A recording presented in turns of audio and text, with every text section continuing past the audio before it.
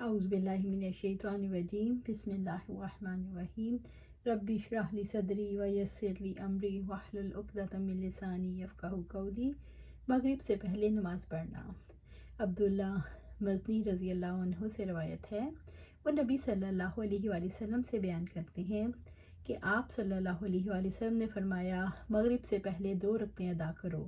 تیسری مرتبہ فرمایا، جس کا دل چاہے۔ یہ اس لیے فرمایا مبادہ لوگ اسے سنت موقدہ بنا لیں۔ مرثد بن عبداللہ یزنی سے روایت ہے، انہوں نے کہا، میں حضرت عقبہ بن عامر رضی اللہ تعالیٰ عنہ کے پاس آیا اور عرض کیا کہ یہ عجیب بات ہے کہ عبداللہ جیشانی نماز مغرب سے پہلے 2 رکعتیں پڑھتے ہیں۔ حضرت عقبہ رضی اللہ تعالیٰ عنہ نے فرمایا، ہم بھی نبی صلی اللہ علیہ وسلم کی حیات طیبہ میں پڑھا کرتے تھے۔ انہوں نے عرض کیا، اب کیوں نہیں پڑھتے؟ فرمایا، مصروفیت کی وجہ سے۔ نوافل کی باجماعت ادا کرنا۔ اسے حضرت انس بن مالک اور حضرت عائشہ رضی اللہ تعالیٰ عنہ نے نبی صلی اللہ علیہ وسلم سے بیان کیا۔ وضاحت: عام نوافل کی جماعت ہو سکتی ہے، لیکن اس کے لیے لوگوں کو دعوت نہیں دینی چاہیے اور باضابطہ طور پر اس کا اہتمام کرنا درست نہیں۔ اتفاقاً ایسا معاملہ ہو جائے تو جماعت درست ہے، لیکن رمضان المبارک میں تراویح کی جماعت اس سے مستثنیٰ ہے، کیونکہ اس کا اہتمام 3 روز تک آپ صلی اللہ علیہ وسلم نے خود فرمایا تھا اور فرض ہونے کے خدشے کے پیش نظر ترک کر دیا۔ حضرت محمود بن ربیع نے فرمایا، میں نے حضرت عتبان بن مالک انصاری سے سنا اور وہ ان لوگوں میں سے تھے جو نبی صلی اللہ علیہ وسلم کے ہمراہ غزوہ بدر میں شریک ہوئے۔ حضرت عثمان رضی اللہ عنہ نے فرمایا، میں قبیلہ بنو سالم میں اپنی قوم کو نماز پڑھایا کرتا تھا۔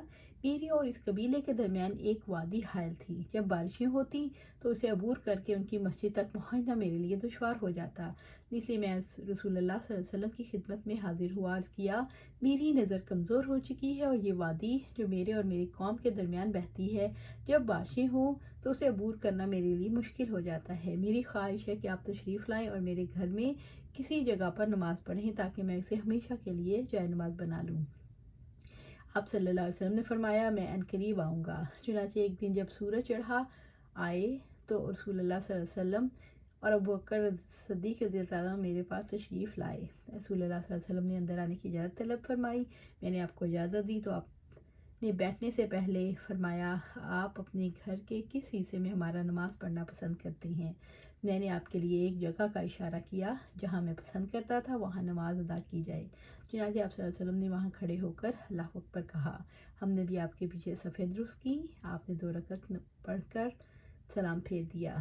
ہم نے بھی آپ کے سلام پھیرنے پر سلام پھیر دیا۔ پھر میں نے موٹے آٹے اور گوشت سے تیار کردہ کھانا پیش کیا جو آپ ہی کے لیے تیار کیا گیا تھا۔ جب اہل محلہ کو پتہ چلا کہ آپ صلی اللہ علیہ وسلم میرے گھر تشریف فرما ہے تو وہ بے تربے اکٹھے ہونا شروع ہو گئے، حتیٰ کہ بہت سے لوگ میرے گھر میں جمع ہو گئے۔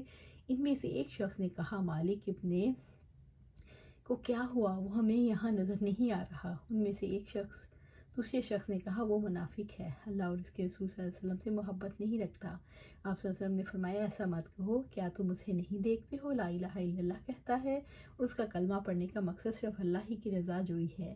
اس شخص نے کہا، ویسے تو اللہ اور اس کے رسول صلی اللہ علیہ وسلم ہی بہتر جانتے ہیں، لیکن اللہ کی قسم ہم تو اس کی دوستی اور کلام اور سلام منافقین کے ساتھ ہی دیکھتے ہیں۔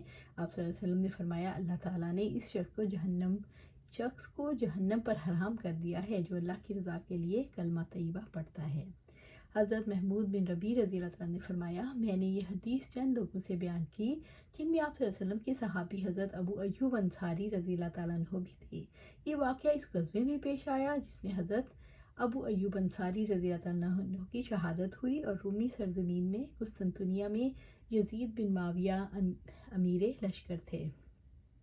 حضرت ابو ایوب انصاری رضی اللہ تعالیٰ عنہ نے اس واقعے کا صاف انکار کر دیا اور فرمایا، اللہ کی قسم میرا رسول اللہ صلی اللہ علیہ وسلم کے متعلق ہرگز خیال نہیں کہ آپ نے ایسے کلمات فرمائے ہوں جو تم نے آپ صلی اللہ علیہ وسلم کی طرف منسوب کیے ہیں۔ مجھ پر ان کا انکار بہت گراں گزرا، اس لیے میں نے اپنے اوپر یہ لازم کر لیا کہ اگر اللہ تعالیٰ نے اس غزوے سے واپسی تک مجھے صحیح سالم رکھا تو میں اس کے متعلق حضرت عتبان بن مالک رضی اللہ عنہ سے ضرور دریافت کروں گا، بشرطے کہ میں اسے اس قوم کی مسجد میں بقید حیات پاؤں۔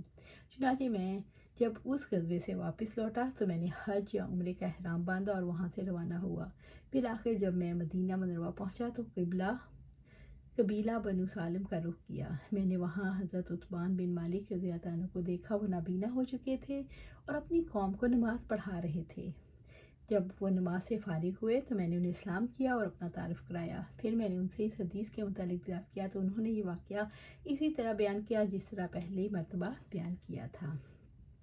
امام بخاری رحمۃ اللہ علیہ نے اس طویل حدیث کو اس مقصد کے لیے بیان کیا ہے، ایسے حالات میں نوافل کو باجماعت ادا کیا جا سکتا ہے کیونکہ اس حدیث میں آپ صلی اللہ علیہ وسلم کھڑے ہوئے اور حاضرین خانہ بھی آپ کے پیچھے صف باندھ لی۔ اس طرح آپ نے انہیں باجماعت 2 رکعت پڑھائیں۔ واضح رہے باجماعت نوافل کا اہتمام کسی پروگرام کے تحت نہیں تھا بلکہ اتفاقاً یہ صورت بن گئی۔ دیگر احادیث سے بھی ایسے مواقع پر نوافل جماعت کرانا ثابت ہے، لیکن باقاعدہ اعلان کر کے نوافل کی جماعت کا اہتمام کرنا صحیح نہیں، کیونکہ جاہل لوگ جماعت کی بنا پر انہیں فرض خیال کرنے لگیں گے۔ البتہ نماز تراویح کا اہتمام اس سے مستثنیٰ ہے۔ نیز اس حدیث سے یہ بہت سے مسائل ثابت ہوتے ہیں جن میں سے کچھ حسب ذیل ہیں۔ معذور لوگ اگر مسجد میں آنے کی سکت نہ رکھتے ہوں تو گھر میں نماز پڑھ سکتے ہیں۔ مہمان خصوصی کو عمدہ سے عمدہ کھانا کھلانا مناسب اور شان ہے۔ سوچے سمجھے بغیر کسی پر کفر یا نفاق کا فتویٰ لگانا جائز نہیں۔ محض رواجی یا رسمی کلمہ کام نہیں آئے گا، بلکہ وہ کلمہ ثمر آور ہوگا جس کے پڑھنے سے اللہ کی خوشنودی مقصود ہو۔ واللہ اعلم۔ اللہ سبحانہ تعالیٰ سے دعا ہے کہ ہمیں قرآن و سنت پر عمل کرنے کی توفیق دے اور اس پر استقامت دے۔ آمین یا رب العالمین۔